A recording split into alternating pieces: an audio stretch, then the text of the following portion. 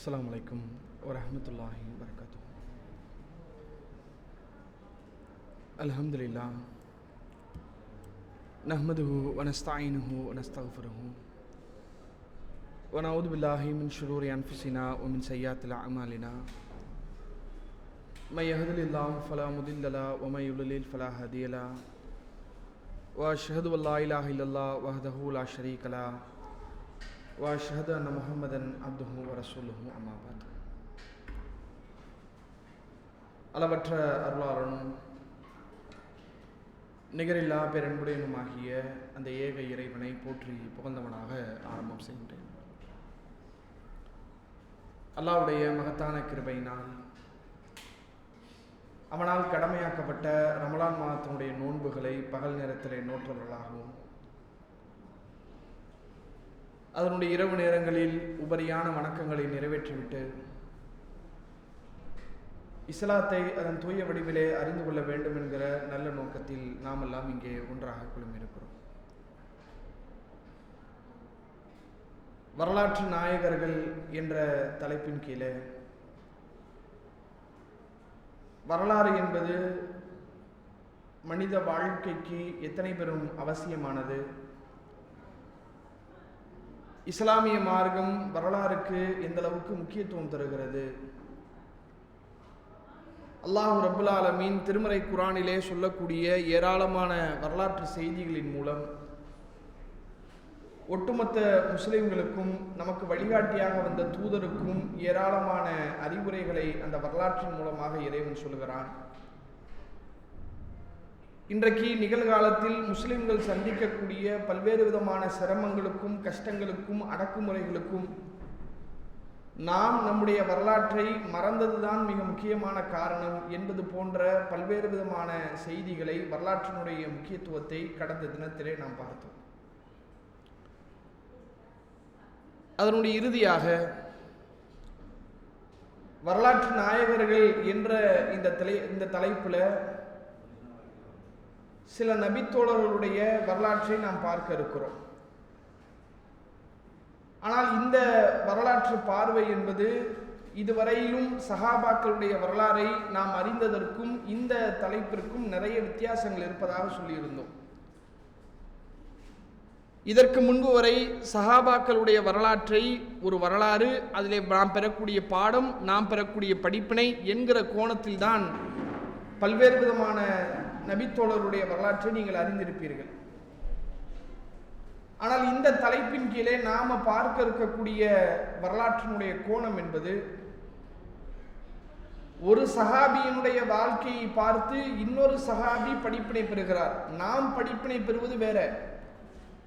ஒரு நபித்தோழருடைய வாழ்வை பார்த்தே இன்னொரு நபித்தோழர் படிப்பினை பெறுகிறார், பாடம் பெற்றுக்கொள்கிறார், தன்னுடைய ஈமானை வலுப்படுத்திக் கொள்கிறார் என்றால் உண்மையிலேயே அத்தகைய வரலாறை நாம் அறிந்து கொள்வது நம்முடைய ஈமானை வலுப்படுத்துவதற்கும் நம்முடைய நன்மையான காரியங்களை விரைந்து செய்வதற்கும் நமக்கு சிறந்த ஒரு வாய்ப்பாக அமையும். எனவே அந்த கோணத்தில் தான் வரலாற்றை நாம பார்க்க இருக்கிறோம் என்பதாக நாம சொல்லி முடித்திருந்தோம்.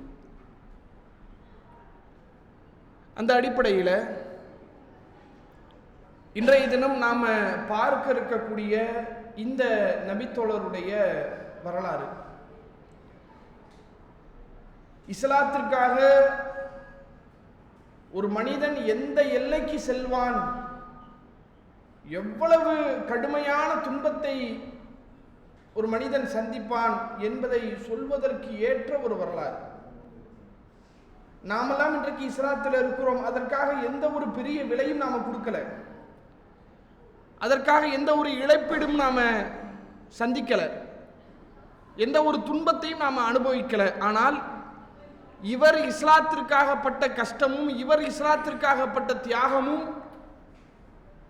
இஸ்லாமிய வரலாற்றிலே பெரும் தியாகி என்று சொல்லும் போது உமர் ரலியல்லாஹு அன்ஹு அவர்களை சொல்லாமல் இருக்கவே முடியாது. உமர் ரலியல்லாஹு அன்ஹு அவர்கள் இந்த மார்க்கத்திற்காக, இஸ்லாத்திற்காக அவர்கள் செய்த தொண்டுகளைப் போல, அவர்கள் பட்ட கஷ்டங்களைப் போல ஒரு கஷ்டத்தை நீங்க வரலாற்றில் பார்க்க முடியாது.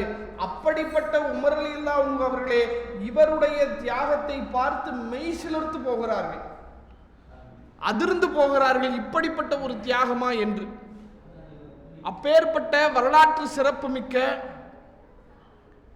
வரலாற்றில் ஏராளமான கண்ணியம் பெற்ற ஒரு தோழர். பொதுவாக நபிகள் நாயகம் ஸல்லல்லாஹு அலைஹி வஸல்லம் அன்னவருடைய காலகட்டத்திலே வாழக்கூடிய தோழர்களுக்கு அல்லாஹ்வுடைய தூதரவர்கள் சில பட்ட பெயர்களை வைப்பாங்க. ரொம்ப ஒரு ஃப்ரெண்ட்ஷிப் அடிப்படையில், ரொம்ப ஒரு நெருக்கத்தின் அடிப்படையில் அல்லாஹ்வுடைய தூதரவர்கள் சில பட்ட பெயர்களை வைப்பாங்க. நீங்க பார்க்கலாம், நபிகள் நாயகம் ஸல்லல்லாஹு அலைஹி வஸல்லம் அன்னவர்கள் ஒரு சந்தர்ப்பத்தில் அஸருடைய தொழுகையோ அல்லது லுஹருடைய தொழுகையோ 4 ரக்காய் தொழ வேண்டிய தொழுகை 2 ரக்காய் தான் ரசூலுல்லாஹ் தொழுதுருவாங்க. அப்ப தொழுது முடித்த பிறகு மக்கள் எல்லாம் கலைந்து செல்வார்கள். அந்த கூட்டத்தில் அபூபக்கர் ரலியல்லாஹு அன்ஹு அவர்களும் இருப்பாங்க, உமர் ரலியல்லாஹு அன்ஹு அவங்களும் இருப்பாங்க. அப்ப மக்கள் எல்லாம் நபிகள் நாயகம் ஸல்லல்லாஹு அலைஹி வஸல்லம் அவர்கள் 2 ரக்காய் தான் தொழுது இருக்கிறாங்க என்று சொல்றதுக்கு பயந்துகிட்டே இருப்பாங்க, யோசிச்சுக்கிட்டே இருப்பாங்க. அப்ப அந்த கூட்டத்திலே துல்யதைன் என்றால் 2 கையுடையவர் என்று நபிகள் நாயகம் ஸல்லல்லாஹு அலைஹி வஸல்லம் அன்னவர்களால் பெயர் வைக்கப்பட்ட ஒரு நபர் என்ன பண்றாருன்னா, அல்லாஹ்வுடைய தூதரிடத்தில் இருந்து சொல்கிறார், அல்லாஹ்வுடைய தூதரே, கஸ்ரத்தி ஸலாத் அம் தன்ஸ, தொழுகை குறைக்கப்பட்டு விட்டதா அல்லது நீங்கள் மறந்து விட்டீர்களா என்று கேட்கிறாங்க. அப்புறம் ரசூலுல்லாஹ் சொல்றாங்க, நான் மறக்கவும் இல்லை, தொழுகை குறைக்கப்படவும் இல்லை என்று சொல்றாங்க. அப்ப அவர் சொல்றாரு, இல்ல அல்லாஹ்வுடைய தூதரே, நீங்க 2 ரக்காய் தான் தொழுதீங்க அப்படின்னு. உடனே ரசூலுல்லாஹ் கேட்கிறாங்க, சதக துல்யதைன் சரியாகத்தான் சொல்கிறாரா என்று. அப்ப மக்கள்லாம் ஆமான்னு சொன்ன உடனே அல்லாஹ்வுடைய தூதரவங்க விடுபட்ட அந்த 2 ரக்காய் தொழுகையை நிறைவேற்றினாங்க என்ற ஹதீஸ்களை நம்ம பார்க்கிறோம். இதுல நமக்கான விஷயம் என்னன்னா, துல்யதைன் என்று ரசூலுல்லாஹ் என்ன பண்றாங்க, ஒரு சஹாபிக்கு பேர் வைக்கிறாங்க. துல்யதைன்னா 2 கை உடையவர், எல்லாத்துக்கும் 2 கை தானே இருக்குது. அப்ப அவருக்கு மட்டும் என்ன 2 கை உடையவர்னா, கை கொஞ்சம் பெருசா இருக்கும், கை கொஞ்சம் நீளமா இருக்கும். அப்ப அதனால ரசூலுல்லாஹ் என்ன பண்றாங்க, அவரும் ஏற்றுக்கொள்ளக்கூடிய வகையில் என்ன பண்றாங்க, விரும்பக்கூடிய வகையில எல்லாம் ரசூலுல்லாஹ் பட்ட பெயர் வைக்கிறாங்க. இன்னைக்கு சில பேர் பட்ட பெயர் வைப்பாங்க. சென்னையில் பரவலா அது இருக்கா என்னன்னு தெரியல. நீங்க ஊர் சைடெல்லாம் போய் பார்த்தீங்கன்னு சொன்னா, ஒரு ராமநாதபுரம், முதுகுளத்தூர், பரமக்குடி இது மாதிரி ஊர்களில் நீங்க போய் பார்த்தீங்கன்னு சொன்னா, நீங்க பேரை சொன்னாலும் தெரியாது. என் பேர் இது, எங்க அத்தா பேர் இதுன்னா தெரியாது. என்ன கேட்பாங்க, என்ன வகைரா, என்ன குடும்ப பேர், என்ன உங்க குடும்பத்துக்கு என்ன பேரு அப்படின்னு என்ன பண்ணுவாங்கன்னா, அந்த குடும்பத்துக்குன்னு சில பட்ட பேர் இருக்கும், அதெல்லாம் நீங்க சபையில சொல்லவே முடியாது. அது மாதிரி என்ன பண்ணுவாங்க, ரொம்ப அசிங்கமான அர்த்தங்களை கொண்ட, அல்லது கேட்டாலே என்னடா இப்படி இல்லாமலா ஒரு பேர் இருக்கும் என்று நம்ம யோசிக்கிற அளவுக்கு என்ன பண்ணுவாங்க, அந்த குடும்பத்துக்கு பட்ட பேர்லாம் சொல்லி இன்னைக்கு என்ன பண்றாங்க, ஊர்களில் வச்சிருக்கிறாங்க. அப்ப இது மாதிரி இருக்கும்போது வரலாற்றில் நாம பார்க்க இருக்கக்கூடிய இந்த நபித்தோழருக்கு வரலாற்று ஆசிரியர்களால் வைக்கப்பட்ட ஒரு பட்டப்பேர் என்னன்னு சொன்னா, சுதுசு ஈமான், ஈமானை ஏற்றுக்கொண்ட 6 நபர்களில் ஒருவர். அப்படின்னா என்ன, இஸ்லாத்தை ஆரம்ப காலகட்டத்தில் ஆரம்பத்தில் 6 பேர் ஏற்றுக்கிட்டாங்கல்ல, அந்த 6 பேர்ல ஒருத்தர் இவர் என்று வரலாற்று ஆசிரியர்களால் இந்த நபித்தோழருக்கு அடையாளம் இடப்பட்டிருக்கிறது. அப்ப இவ்வளவு முக்கியத்துவம் வாய்ந்த ஏராளமான தியாகங்களுக்கு சொந்தக்காரராக, நம்முடைய ஈமானை பலுப்படுத்தக்கூடிய பல்வேறு விதமான பாடங்களை நாம் பெறக்கூடிய அளவிற்கு ஆகச்சிறந்த ஒரு நபித்தோழரைத்தான் இன்றைக்கு நாம் பார்க்க இருக்கிறோம். யார் அந்த நபித்தோழர், அவருடைய பெயர் என்ன என்றால் ஹப்பாப் பின் அல்-அரத் என்று சொல்லக்கூடிய நபித்தோழர். இந்த நபித்தோழருடைய ஆரம்ப காலகட்டம், இவர் யார், இவருடைய ஊர் என்ன, இவர் எங்கிருந்து வந்தார் என்ற வரலாற்று செய்தியை நம்ம தேடி பார்க்கும்போது, மக்காவிலே இவர் இருக்கிறாரு. ஆனா இவருடைய உண்மையான ஊர் மக்கா கிடையாது. மக்காவிலிருந்து கொஞ்சம் தூரம் இருக்கக்கூடிய நஜ்து என்கிற ஊர்ல தான் இவர் இருக்கிறார் ஆரம்பத்தில். அப்ப அந்த ஊரில் இவர் வசிக்கும் போது, இந்த உள்ளுக்குள்ள சண்டை நடக்கும்ல, போர்கள் நடக்கும்போது அந்த எதிரி நாட்டில் உள்ள மக்களை எல்லாம் என்ன செஞ்சிருவாங்கன்னா, கைதிகளாக பிடிச்சிட்டு வருவாங்க. பெண்களையும் குழந்தைகளையும் அங்கே உள்ள ஆண்களையும் அடிமைகளாக எடுத்துட்டு வந்துருவாங்க. அந்த மாதிரி ஒரு போர் நடக்கும்போது, ஒரு சண்டை நடக்கும்போது, நஜ்து என்கிற ஊரிலிருந்து அடிமையாக கொண்டு வந்து மக்காவிலே விற்கப்பட்ட நபர் தான் இந்த ஹப்பாப் பின் அல்-அரத் என்பவர். இந்த ஹப்பாப் பின் அல்-அரத் என்பவருடைய எஜமானி யார் என்று சொன்னால், உம்மு அன்மார் என்று சொல்லக்கூடிய ஒரு பெண்மணி என்ன செய்கிறாங்க, இந்த ஹப்பாப் பின் அல்-அரத்தை விலைக்கு வாங்கி அவரை அடிமையாக வைத்து இருக்கிறாங்க. அப்ப இவங்க பார்க்குறாங்க, வெறுமனே அடிமையாக வச்சுக்கிறதுனா நமக்கு என்ன பிரயோஜனம், நம்ம கிட்ட ஒன்றும் பெருசாக அந்த அளவுக்கு வேலை இல்லைப்பா, வேலை இல்லாத நேரத்தில் இந்த மாதிரி ஒரு ஆளை வச்சு நம்ம என்ன செய்ய போறோம், நமக்கு பெரிய யூஸ் இல்லாமல் இருக்குது. அதனால இவர் என்ன செய்வோம்னா யார்கிட்டயாச்சும் வேலைக்கு அனுப்பிடுவோம். வேலைக்கு போனார்னா ஊதியம் கொடுப்பாங்கல்ல, பணமாகவோ அல்லது ஏதோ ஒன்று ஒரு ஊதியம் கொடுப்பாங்கல்ல, அந்த ஊதியத்தை நம்ம என்ன பண்ணிக்கலாம், வாங்கிக்கலாம். இப்போ சில பேர் கூட பார்க்கலாம், கார் வாங்கணும்னு சொல்லி ஆசைப்பட்டு என்ன பண்ணுவாங்க, கார் வாங்கிடுவாங்க. வாங்கி ஒரு மாதம் ஓட்டியிருப்பாங்க, 6 மாதம் ஓட்டியிருப்பாங்க. அதுக்கப்புறம் பார்த்தா கார் சும்மா தூங்கிக்கிட்டே இருக்கும். அப்போ என்னடா காரை வாங்கி இப்படி சும்மா போட்டிருக்கிறோமே, சரி நம்ம தான் யூஸ் பண்ணல, அதை வாடகைக்கு விட்டாவது சம்பாதிக்கலாம் என்ற ஒரு சிந்தனை நமக்கு வருது இல்லை. நம்முடைய பொருள் அதை சரியாக நாம் பயன்படுத்தாத போது அதை வாடகைக்கு விட்டு ரெண்டுக்கு விட்டாவது நம்ம சம்பாதிச்சுக்கலாம் என்ற ஒரு சிந்தனை வருவதை போல அன்றைய காலகட்டத்திலே மனிதர்களை சொத்துக்களாக வச்சிருந்தாங்க. மனிதர்கள் ஒரு அசட், அடிமைகள் என்பது ஒரு அசட், ஒரு சொத்து. அப்ப அந்த மாதிரி இந்த ஹப்பாப் பின் அல்-அரத் அவர்கள் இருக்கக்கூடிய நேரத்தில் இவர் என்ன செய்யறாங்கன்னா அந்த நபரிடத்துல இன்னொரு நபரிடத்துல வித்துடுறாங்க. அவர் என்ன வேலை பார்க்கிறார் என்றால், இந்த இரும்பு கொல்லம் பட்டறை இருக்குல்ல, இந்த இரும்புகளை செய்யக்கூடிய, கத்திகளை செய்யக்கூடிய, கேடயங்களை செய்யக்கூடிய, போர் கவசங்களை செய்யக்கூடிய ஒரு தொழில் கூடம், ஒரு தொழில் பட்டறை. அந்த பட்டறையில் என்ன செய்யறாங்க, இந்தாங்க இவரை நீங்க என்ன பண்ணிக்கோங்க, வேலைக்கு வச்சுக்கோங்க, இவர் வேலை செய்வாரு, அவர் வேலைக்கான ஊதியத்தை என்ன பண்ணணும், நீங்க எனக்கு கொடுத்துடணும் என்ற பெயரில் இந்த உம்மு அன்மார் என்ன செய்யறாங்க, இவரை ஒரு கொல்லம் பட்டறையில வேலைக்கு சேர்த்து விடுறாங்க. அப்ப அந்த கொல்லம் பட்டறையில அவர் என்ன பண்ணிட்டு இருக்கிறாரு, பல நாட்கள் வேலை செஞ்சு செஞ்சு செஞ்சு செஞ்சு எந்த அளவுக்கு அவர் அந்த வேலையில இன்வால்வ் ஆயிட்டாருன்னு சொன்னா, ரொம்ப சூப்பரா அவர் கத்தி செய்யறாரு, அவர் ஆயுதம் செய்யறாருன்னா அவ்வளவு நேர்த்தியாக செய்யக்கூடிய அளவுக்கு என்ன பண்ணுவாரு, அந்த கொல்லம் பட்டறையில் இவர் செய்யக்கூடிய ஆயுதம் ரொம்ப சூப்பரா இருக்கும் என்று சொல்லக்கூடிய அளவுக்கு அவ்வளவு திறமையானவராக அந்த தொழில இவர் மாறிடுறாரு. ஆனா அடிமையா தான் இருக்கிறார். இந்த சந்தர்ப்பத்தில் இஸ்லாத்தை இவர் ஏற்றுக்கொள்கிறார். நபிகள் நாயகம் ஸல்லல்லாஹு அலைஹி வஸல்லம் மன்னவர்கள் இந்த ஏகத்துவ கொள்கையை, இந்த ஏகத்துவ ஜோதியை ஏற்று வைக்கக்கூடிய அந்த ஆரம்ப காலகட்டத்திலே, துவக்க காலகட்டத்திலே, இஸ்லாம் தான் சரியான மார்க்கம், இதுதான் சத்திய மார்க்கம், இதை ஏற்றுக்கொண்டால் தான் நான் வெற்றி பெற முடியும் என்பதை புரிந்து இஸ்லாத்திலே தன்னை இணைத்துக் கொள்கிறார். ஆரம்ப காலகட்டத்தில், துவக்க காலகட்டத்தில். அந்த நேரத்தில் இவர் அந்த இஸ்லாமிய சிந்தனையோடு அந்த கொல்லம்பட்டறையிலே வேலை செய்து இஸ்லாத்தை ஏற்றுக்கிட்டாரு. நான் வெளியே தெரியல, இஸ்லாத்தில் இருக்கிறாரு, ஆனா வெளியே என்ன பண்ணல, யார்கிட்டையும் சொல்லல. ஆரம்பத்தில் அப்படித்தான் இருந்துச்சு, ரகசியமாகத்தானே இஸ்லாம் பரப்பப்பட்டுச்சு. அப்ப யார்கிட்டையும் இவர் சொல்லல, ரகசியமா அவர் பாட்டு வராரு, வேலையை பார்க்கிறாரு. அந்த ஓனர் இல்லாத நேரம் அல்லது அவர் ஓய்வு தரக்கூடிய நேரத்தில் ரசூலுல்லாஹ்வை சந்திக்கிறாரு, விஷயங்களை தெரிஞ்சுக்கிறாரு. இப்படியே போய்கிட்டு இருக்குது. ஒரு நாள் என்ன நடக்குதுன்னு கேட்டா, அவருடைய கொல்லம்பட்டறையில் அவர் வேலை செஞ்சுக்கிட்டே இருக்கும்போது 2 நபர்கள் பேசிக்கிட்டு இருக்கிறாங்க. அந்த கொல்லம்பட்டையுடைய ஓனர் இருக்கார்ல, அவரும் அவருடைய ஃப்ரெண்டு 2 பேசிக்கிட்டு இருக்கிறாங்க. அப்ப பேசும்போது ஒருத்தர் சொல்றாரு, என்னப்பா கேள்விப்பட்டியா, இந்த முகமது ஏதோ புது மார்க்கத்தை கொண்டு வந்திருக்கிறாராமே, அதோ அப்படியாமே இப்படியாமே, அதை செய்யணுமாமே இதை செய்யணுமாமே, என்னென்னமோ சொல்றாராமே, ஏதோ அவர் சரியா தான் இருக்கிறாரா அல்லது புத்தி கித்தி குழம்பிடுச்சா என்னன்னு தெரியலையே அப்படிங்கிற மாதிரி என்ன பண்றாங்க, 2 பேரும் பேசிக்கிட்டு இருக்கிறாங்க. இப்போ பேசிக்கிட்டே இருந்த உடனே இவருக்கு என்ன பண்ண முடியலன்னா, அந்த பேச்சுக்களை கேட்டுக்கிட்டு சகிச்சுக்கிட்டு இருக்க முடியல. என்னடா நம்ம ஒரு தூதரை ஏற்றிருக்கிறோம், அவர் இப்படி தரைக்குறைவா பேசுறாங்களே என்று இவரால் தாங்கிக் கொள்ள முடியாம பதிலா அவங்களுக்கு என்ன செய்யறாரு, கவுண்டர் கொடுக்க ஆரம்பிக்கிறார். இல்ல அவர் இதைத்தான் சொல்றாரு, முகமது அவர்கள் இதைத்தான் சொல்றாங்க, இந்த மார்க்கத்தான் சொல்றாங்க, இந்த கொள்கையை தான் சொல்றாங்க அப்படின்னு இவர் கவுண்டர் கொடுத்த உடனே இவருக்கு தெரிஞ்சு போச்சு, ஆஹா இவர் இஸ்லாத்தை ஏத்துக்கிட்டார் போல, இவர் முஸ்லிம் ஆயிட்டாரு போல அப்படின்னு தெரிந்த உடனே இந்த ஹப்பாப் பின் அல்-அரத் அவர்களுக்கு சித்திரவதை ஆரம்பிக்கப்படுகிறது, வேதனை தொடுக்கப்படுகிறது. ஒரு மனிதனால் கற்பனை கூட செய்ய முடியாத அளவிற்கு கடுமையான நெருக்கடி, கடும் வேதனை இந்த ஹப்பாப் பின் அல்-அரத் அவர்களுக்கு அவர் இஸ்லாத்தை ஏற்றுக்கொண்ட ஒரே காரணத்துக்காக கொடுக்கப்பட்டது.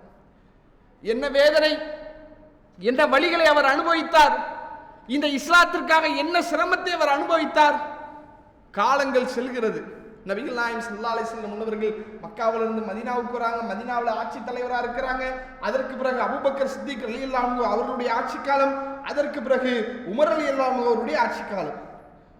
உமர் ரலியல்லாஹு அன்ஹு அவருடைய ஆட்சி காலகட்டத்தில் உமர் ரலியல்லாஹு அன்ஹு அவர்கள் தங்களுடைய அந்த அரசவை, அந்த சபையில் உமர் ரலியல்லாஹு அன்ஹு அமர்ந்து இருக்கிறாங்க.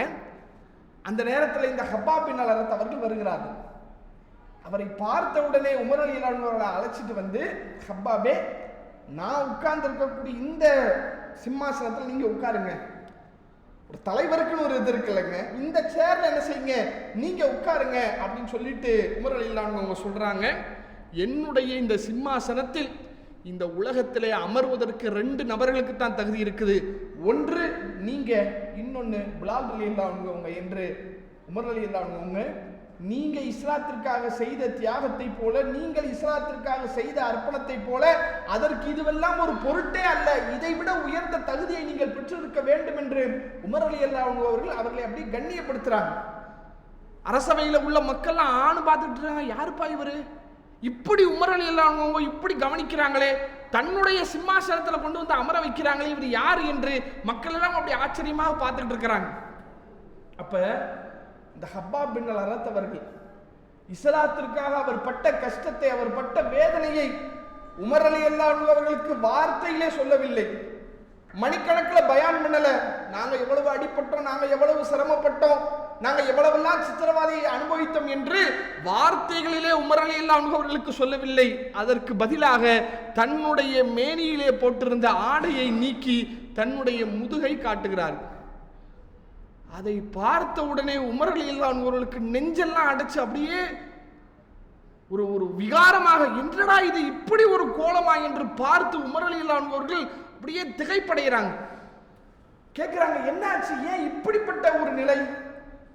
அப்போது ஹப்பாப் பின் அல்-அரத் அவர்கள் சொல்கிறார்கள், நான் இஸ்லாத்தை ஏற்றுக்கொண்ட ஆரம்ப காலகட்டத்தில் நான் இந்த இஸ்லாத்தை விட வேண்டும், நான் இந்த ஈமானை விட்டு விலக வேண்டும் என்பதற்காக என்னுடைய எஜமானி எரியக்கூடிய நெருப்பு கண்கிலே அப்படியே என்னை படுக்க வைப்பார். என் முதுகுகளிலே உள்ள சதைகள் எல்லாம் அந்த நெருப்பிலே பட்டு பட்டு பட்டு இன்றைக்கு என்னுடைய முதுகு எந்த விதமான உணர்ச்சியற்ற ஒன்றாக, ஒரு வடுவாக, ஒரு புண்ணாக உங்கள் முன்னால் காட்சியளிக்கிறது. உமர் ரலியல்லாஹு அன்ஹு பார்க்குறாங்க, அப்படியே நெருப்புல தீயிட்டு ஒரு சதை இருந்தா எப்படிங்க இருக்கும், அந்த மாதிரி ஒரு சதையோடு ஹப்பாப் பின் அல்-அரத் அவர்கள் இருக்கிறார்கள். அந்த காட்சியை பார்த்து விட்டு உமர் ரலியல்லாஹு அன்ஹு அவர்களால் தாங்க முடியல. ஏன்னா இவ்வளவு பெரிய வேதனையை உமர் ரலியல்லாஹு அன்ஹு அனுபவிக்கல. உமர் ரலியல்லாஹு அன்ஹு இஸ்லாத்தை ஏற்கும் போது இந்த அளவுக்கு கடுமையான நெருக்கடி, தீயிலே போட்டு வாட்டப்படக்கூடிய அளவுக்கு நெருக்கடிக்கு உள்ளாக்கப்பட்டார்களா? இல்லை. ஆனால் உமர் ரலியல்லாஹு அன்ஹு இவரை பார்த்து அப்படியே திகைக்கிறாங்க, இவ்வளவு கஷ்டப்பட்டிருக்கிறாரே, இவ்வளவு வேதனைப்பட்டிருக்கிறாரே என்று உமர் ரலியல்லாஹு அன்ஹு அவர்கள் திணறக்கூடிய அளவிற்கு இந்த இஸ்லாத்திற்காக அடிகளையும் உதைகளையும் சந்தித்த ஆரம்ப கால தியாகி இந்த ஹப்பாப் பின் அல்-அரத் அவர்கள். ஒரு சந்தர்ப்பத்திலே நபிகள் நாயகம் ஸல்லல்லாஹு அலைஹி வஸல்லம் அன்னவர்கள் மக்காவிலே காபத்துல்லாஹ்வுடைய அந்த நிழலில், அந்த திரைச்சீலைக்கு அருகிலே நபிகள் நாயகம் ஸல்லல்லாஹு அலைஹி வஸல்லம் அவர்கள் படுத்திருக்கிறார்கள். இப்படிப்பட்ட வேதனையை சந்திச்சு அடியோடு உதையோடு நெருப்பால் பொசுக்கப்பட்டு தன்னுடைய வாழ்க்கை என்னவாகுமோ என்ற கவலையிலே தினம் தினம் செத்து பிழைக்கக்கூடிய இந்த ஹப்பாப் பின் அல்-அரத் அவர்கள் நபிகள் நாயகம் ஸல்லல்லாஹு அலைஹி வஸல்லம் அன்னவர்களை சந்திக்கிறார்கள்.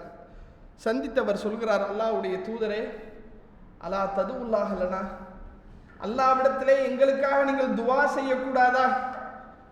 அல்லாஹ்விடத்திலே எங்களுக்காக நீங்கள் பிரார்த்தனை செய்யக்கூடாதா? இவர்களுடைய அடக்குமுறை, இவர்களுடைய தாக்குதலை என்னால் தாங்கிக் கொள்ள முடியவில்லை அல்லாஹ்வின் தூதரே. என்னங்க தாக்குதல்? எதுவும் பேசுறானா? எதுவும் திட்டானா? எதுவும் குறை சொன்னானா? விமர்சனம் பண்ணானா? நெருப்புல போட்டு பொசுக்கி இருக்கிறாங்க, தோள்கள் எல்லாம் கருகி அவர் துடியாய் துடிக்கிறார். பகல் நேரத்தில் அவர் செய்த அந்த இரும்பு கவசம் இருக்குல்ல, அந்த கவசத்தை அணிவித்து சுடக்கூடிய பாலைவனம் மண்ணில் அப்படியே தூக்கி போட்டுருவாங்களாம். கொதிக்கிற மண்ணில் அந்த கவச ஆடையை அணிந்து தூக்கி வீசி எறியப்பட்டால் எப்படிப்பட்ட வெப்பத்தை அவர் அனுபவிச்சிருப்பாரு. அவ்வளவு துன்பத்தை அனுபவித்து துடியாய் துடித்த ஹப்பாப் பின் அல்-அரத் அவர்கள் நபிகள் நாயகம் ஸல்லல்லாஹு அலைஹி வஸல்லம் அன்னவரிடத்தில் கேட்ட விஷயம் என்ன? அல்லாஹ்வுடைய தூதரே, எங்களுக்காக நீங்கள் துஆ செய்யக்கூடாதா? அல்லாஹ்ட்ட கேளுங்களேன், எங்களால தாங்க முடியல அல்லாஹ்வின் தூதரே, இவ்வளவு சிரமமான ஒரு வேதனை நான் அனுபவித்துக் கொண்டிருக்கிறேன் என்று கேட்டவுடனே நபிகள் நாயகம் ஸல்லல்லாஹு அலைஹி வஸல்லம் அவர்கள் என்ன சொல்லி இருப்பார்கள்? இரக்கத்தில் உருவாகிய, கருணையில் உருவாகிய அடுத்தவர்கள் படக்கூடிய கஷ்டத்தை ஏற்றுக்கொள்ள முடியாத நபிகள் நாயகம் ஸல்லல்லாஹு அலைஹி வஸல்லம் அன்னவர்கள் இஸ்லாத்திற்காக, ஈமானிற்காக, இந்த மார்க்கத்திற்காக ஹப்பாப் பின் அல்-அரத் அவர்கள் படக்கூடிய இந்த வேதனையை பார்த்து ஆறுதலான வார்த்தையை சொல்லியிருப்பார்கள். கவலைப்படாதப்பா, பொறுமையா இருப்பா, அல்லாஹ் உதவி செய்வான். இது பெரிய தியாகம். கண்டிப்பாக அல்லாஹ்விடத்தில் உனக்கு அதிகமான கூலி இருக்குது, கொஞ்ச நாள் தான்ப்பா, பொறுமையா இருப்பா என்றெல்லாம் ரசூலுல்லாஹ் சொல்லியிருப்பாங்க என்று நீங்கள் நினைத்தால், அல்லாஹ்வுடைய தூதர் அவர்கள் அதற்கு நேர் மாற்றமான வார்த்தையை சொல்கிறார்கள். அடிபட்டு உதைப்பட்டு தன்னுடைய உயிரே போய்விடுமே என்ற பயத்திலே நபிகள் நாயகம் ஸல்லல்லாஹு அலைஹி வஸல்லம் அன்னவர்களை ஓடோடி சந்திக்க வந்த ஹப்பாப் பின் அல்-அரத் அவர்களை பார்த்து நபிகள் நாயகம் ஸல்லல்லாஹு அலைஹி வஸல்லம் அன்னவர்கள் ஒரு வரலாற்று செய்தியை சொல்கிறார்கள். எப்படி? வஹுவ முஹமர்ருன் வஜ்ஹு, நபிகளாருடைய முகமெல்லாம் அப்படியே கோபத்தில் சிவந்து விடுகிறது. கடுமையான கோபப்பட்டு நபிகள் நாயகம் ஸல்லல்லாஹு அலைஹி வஸல்லம் அன்னவர்கள் சொன்னார்கள், லக்கத் கான கப்லக்குமுல் கௌம், அறிந்து கொள்ளுங்கள், உங்களுக்கு முன்பு ஒரு சமுதாயம் வாழ்ந்தார்கள். அவர்கள் இஸ்லாத்தை ஏற்றுக்கொண்டதின் காரணமாக, ஈமானிலே தங்களுடைய உள்ளத்தை இணைத்ததின் காரணமாக அவர்களுக்கு ஏற்பட்ட நிலைமை என்ன தெரியுமா? லயும்ஷத்து பி மிஷாத்தில் ஹதீத் மா தூன இலாமிஹி மின் லஹ்மின் வஸபின் வமா யசுத்துஹு ذلك அன் தீனிஹ். இரும்பு சீப்புகள் அது பழுக்க காய்ச்சப்பட்டு ஈமான் கொண்டவர்களுடைய முதுகுகளிலே அப்படியே கீறி கிழிக்கப்படும். அந்த இரும்பின் வெப்பத்தினால் அவர்களுடைய சதைகளும் எலும்புகளும் நரம்புகளும் அப்படியே அந்துக்கிட்டு விழும்பான். ஈமான் கொண்டவங்களை வரிசையா நிக்க வச்சு இரும்பு கம்பிய பழுக்க காய்ச்சி வச்சு சூடு போடுறது இல்லைங்க, சுரண்டுறது. சூடு போட்டா கூட மேல சதையில வச்சிருவாங்க. எப்படின்னா முதுகுகளிலே சொருகி அப்படியே கீறுவாங்க, அப்படி கிழிப்பாங்க. அதன் மூலம் அவருடைய சதைகளும் எலும்புகளும் அந்த தொங்கும். வமா யசுத்துஹு ذلك அன் தீனிஹ், இந்த மார்க்கத்தை விட்டு அவர்கள் மாறவில்லை.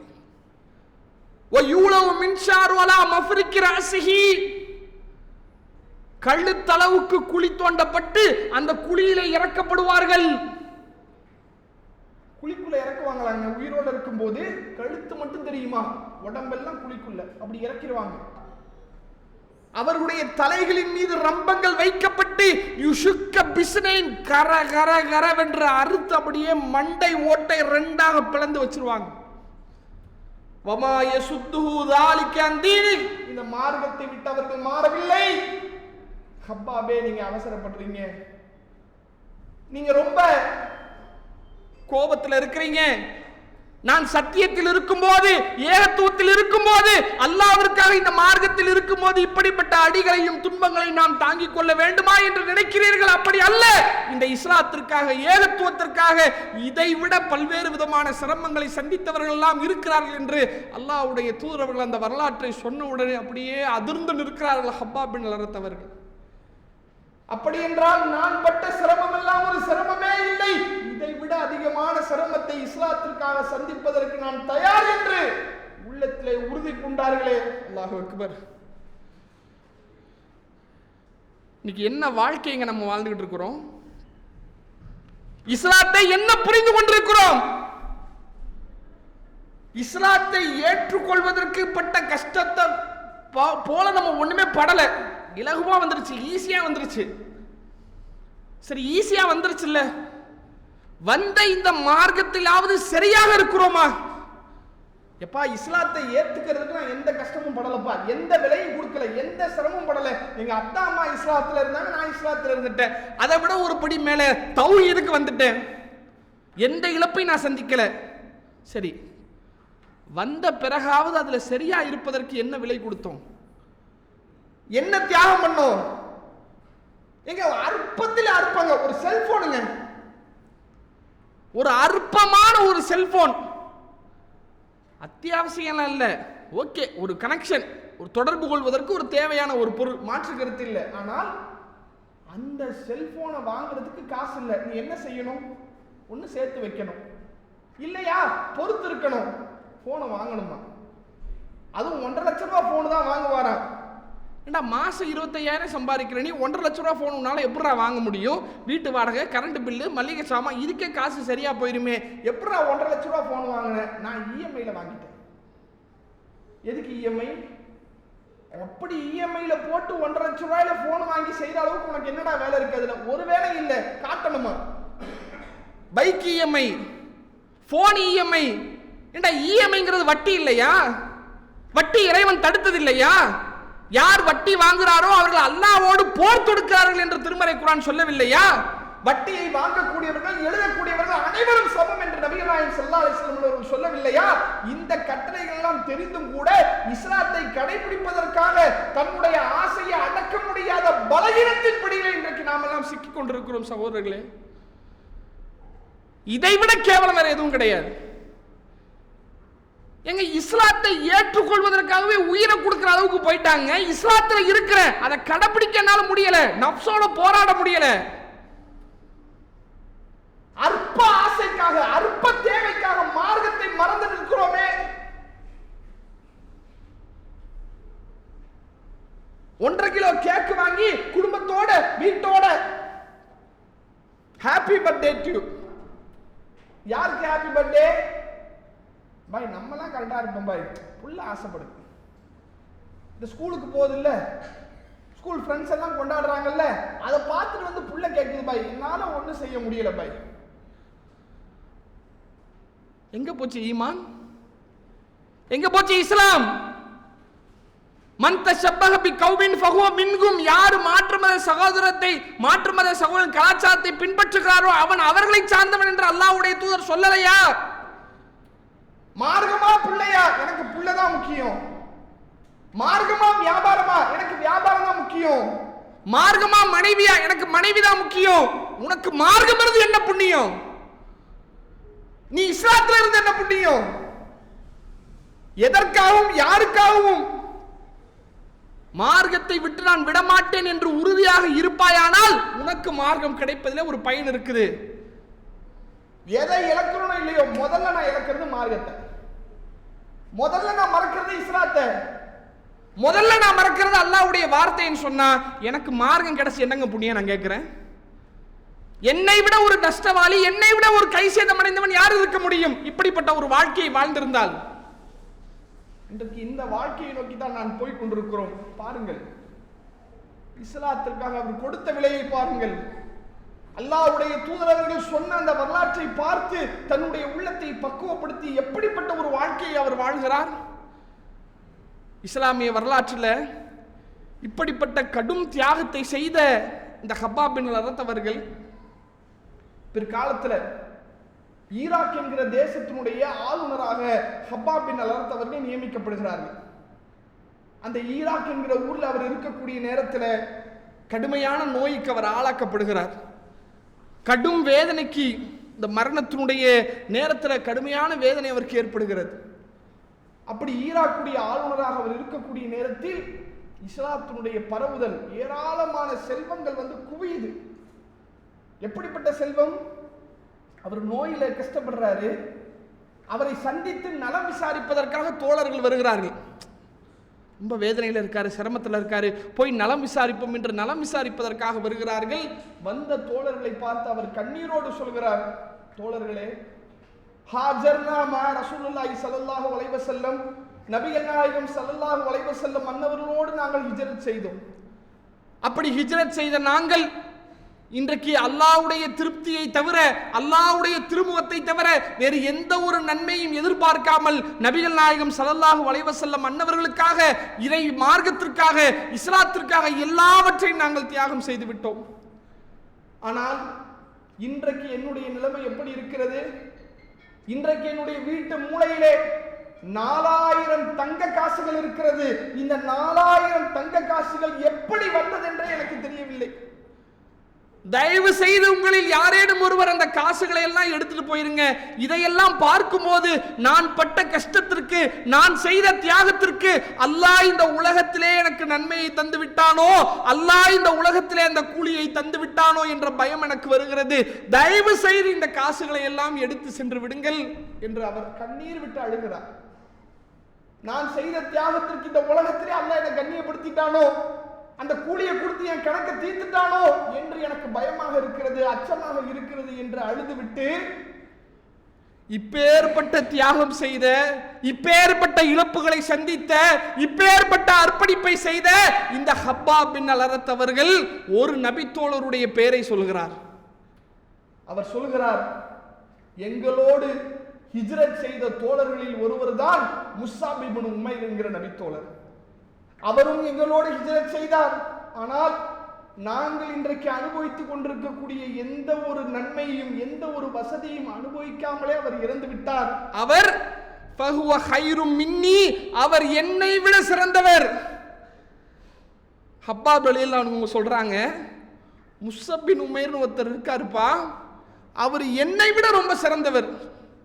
எனக்கு இந்த மாதிரி வசதி வாய்ப்புகளை பார்க்கும்போது ரொம்ப பயமா இருக்குது. அல்லாஹ் இந்த உலகத்திலே எனக்கு எல்லாம் தந்துட்டானோ என்கிற பய உணர்வு எனக்கு வருது என்று கண்ணீர் விட்டு அழுகிறார்.